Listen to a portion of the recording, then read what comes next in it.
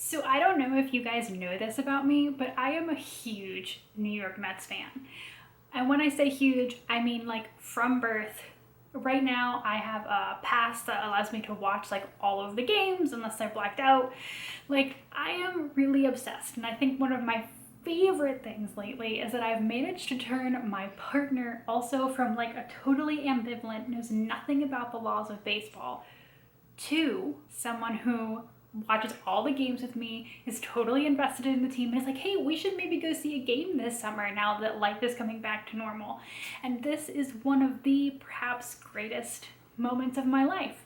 So I was thinking about what kind of content I wanted to do today, and I haven't really read anything recently that's worthwhile to review on its own. So I thought that I would give you guys some of the sports romance series that I've been reading recently and give you some suggestions on things that you could read. Now, some of these are better than others, and I will let you know, but a lot of these are really great. Some of them are like 4 to 8 books long right now. Some of them are still ongoing, and they might give you something if you need just like a good sports romance of a variety of different things. I might love baseball, but there's a lot of actually hockey and football going on in here as well. There's actually a lot of hockey and football. I don't know what it is about those two sports in particular, but that just seems to be what I'm finding. So if you know a good sports romance series that deals with baseball, let me know down in the comments if I don't mention it in here. So I'm gonna start with a 4-book currently, if not 5. It's kind of a little bit difficult to see because there's like an upcoming title for a 5th, and it says it was released in 2019, but there's no cover. Anyway, this is the Game On series by Kristen Callahan. Titles include The Friend Zone and The Hot Shot, and this is a NFL football romance series about a whole bunch of guys who play on the same team with each other.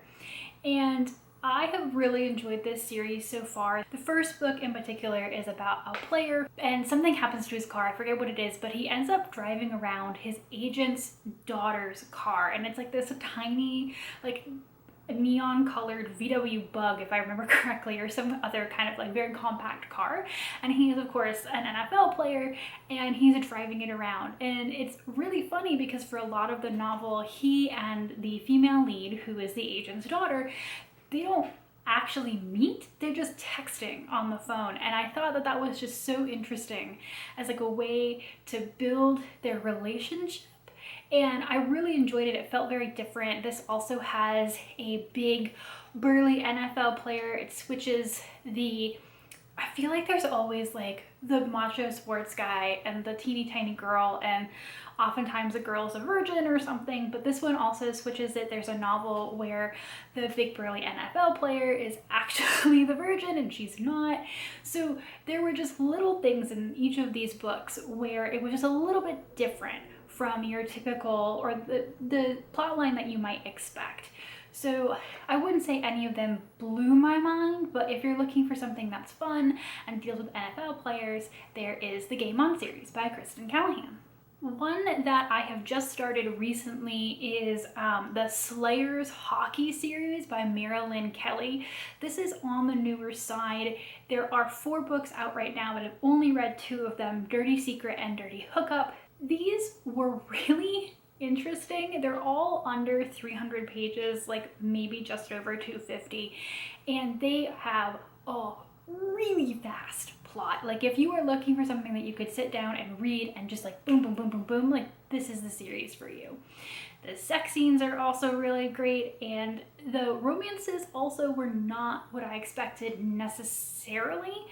The first book is about a hockey player who has recently been traded to the Slayers, and he does not get along well with the captain. They came to fisticuffs, but it turns out before he was traded to the team, he had a one-night stand with the captain's little sister. And this little sister has been avoiding coming to any of the games because she did not plan for Vaughn, the guy, to get traded to this team. And now she's like, I don't know what to do. And I liked that there was no like ramp up to this. It was just like, oh, they have this history, and then she sees him at the bar after they've won a game, and he is just like, oh my God, I didn't know who she was, and now I know who she is, and obviously it's awkward for them to date. The second book has a very similar interesting backstory. I honestly don't want to spoil it because these characters show up in this first book. You don't have to read them in order, and for most of these series you don't have to read them in order, but I find that with these interconnected novels it's often best to start with book one and then go forward because you get more of the characters, and Dirty Secret to Dirty Hookup is definitely that way. But again, Dirty Hookup's the same way. It's just like, it just starts rolling, but it felt a little bit less abrupt because I had read and been introduced to these characters in the first book. But yeah, these are the kind of book where, like, if you need one about hockey players to start and then just like fly through, these do not pause. They're really, really fast. Again, solid 3.5 star books, but they will get you going, and it's like almost impossible to find an offering up. The plot's moving so fast. One of my favorite sports series, because it goes through multiple sports, is the Play-by-Play series by J.C. Burton. Straddling the line, the perfect play, changing the game, throwing a curve. And the amazing thing about this series is that it starts off very NFL-y. There's like a football family that kind of starts it, but then like one of the brothers plays baseball. At one point there's a person who plays both baseball and football. There's one where he actually drives race cars. This hits a lot of the major sports within like an interconnected friends and family loop, and I really enjoyed that because the relationships were all really good, the sex scenes were good, but it didn't just stick to one place. So I didn't get bored with it after 8 books because I was like, oh, this one's on baseball, or like this one's on a race car guy. So that was really fun. And you get all the characters keep coming back around. The family gets like hilariously like wide as they try to create more characters.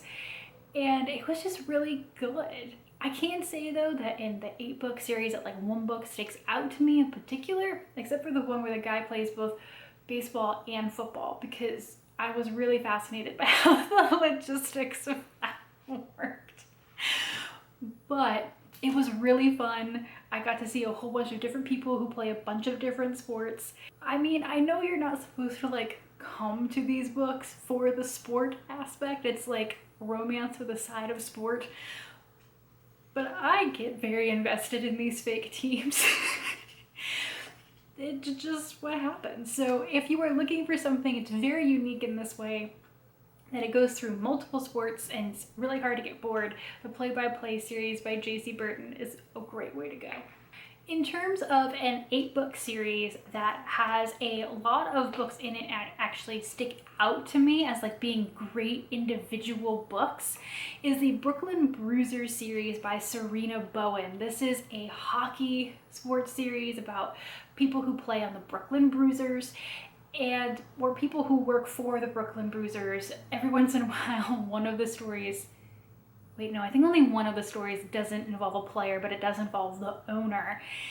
And these are just, each one of them, despite the fact that there's 8 books, has something a little bit different to it, and they are so funny. When I can't sleep, I'm sometimes reading on like the library app on my phone, and I was reading the latest one, which is Bombshell. There's also Brooklyn Air, Overnight Sensation, Superfan, and Sure Shot. There's, again, 8 of them. But I was reading Bombshells, and I'm just trying so hard not to laugh out loud because my partner is still sleeping. And so I've loved every single one of these. You know, you've had the gruff guy, you've had the second chance, you've had the enemies to lovers, the friends who didn't realize that they were like mutually into each other. There's just been so many good books that stick out to me, and I wish that I could tell you about all of them. But I do suggest, again, you don't have to do that with any of these books, but if you read book 1 first and go forward, that's also extra fun because you get more about these characters before they have a love interest, and it makes you even more invested. I got so invested in this NHL team that doesn't even exist, and all of their players and how they all work together and the ones that retire, and it's like Every trope you could want to find is in here, and each one of them is funny and cute and wonderful. Again, none of them are going to be like blow you away books, but if you're looking to commit to a longer series that will amuse you and just be really sweet and wonderful and sexy, this is a really good series to go with. I also wrote down some books that were sports adjacent that I really wanted to recommend in this list. And the first one is The Inside Edge by Ashlyn Kane. This is a standalone LGBTQ romance. So what I loved about this book is that it was totally the cutting edge. It was enemies to lovers, and it was a former hockey player and a former figure skater who are put together to do this sports announcing show together. And I love the cutting edge. If you've never seen that movie, the first one was very good. It was about a hockey player who is forced to go into pairs figure skating with a former singles figure skater, and they try to work together and they hate each other, but they fall in love. It was just really cute. And I love the cutting edge. And at one point they made a toe pick reference, and I was just sold. It's very cute and it's standalone. So if you're not looking for a series right now, there is that. I also really wanted to mention the Romance Book Club series by Alyssa K. Adams. I'm hoping to do a longer review of this series when the newest book comes out. The first book is the one that's really sports adjacent because the male romantic lead is a baseball player, and it's one of the things that drew me to starting this series. The rest of them are not as sports adjacent. They go in and out because there's like a friend group, but the idea is in the first book, the female romantic lead has asked the male romantic lead for a divorce, and he's trying to figure out how he let his marriage go so wrong, and his friends wrap him into the Bromance Book Club, which is a book club of dudes who read romance novels to try to fix their relationships. And the first book is okay. The rest of the books have only gotten better from there. And they're some of the funniest romance novels that I think I've read in a really long time. So I highly recommend those. There's a brand new book coming out very, very soon, and I'll do a full series review of the rest of them when that comes out. And lastly, I just briefly want to mention the Hot and Hammered series by Tessa Bailey. Again, the first book here is the only one that's sports adjacent. The male romantic lead of the first book is a former baseball player returning to his hometown. I've done a full series review of these 3 books, so I'm not going to go into it too far. But this is a series where I started the first book because it was baseball adjacent, and the third book is 100% the best and amazing, and it has nothing to do with sports. So that was one where baseball got me in, but I stayed for the characters, and I'm so glad that I did because that series is really, really good. I am always looking for new recommendations for sports romance. It's kind of like a niche thing for me right now.